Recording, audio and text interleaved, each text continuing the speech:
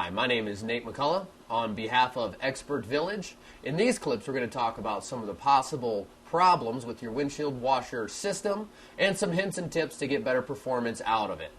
In this clip, we're going to talk about removal of your washer solvent reservoir. Now, for filming purposes, just being on the style vehicle that we have, the reservoir goes inside here, way up in there. You won't be able to see me actually disassemble it. So I've done that off camera. What I have for you is the washer solvent reservoir.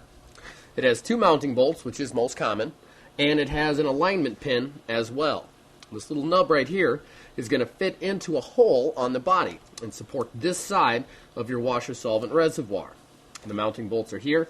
You would generally need a large extension. It mounts way back in there, and they'll have two bolts.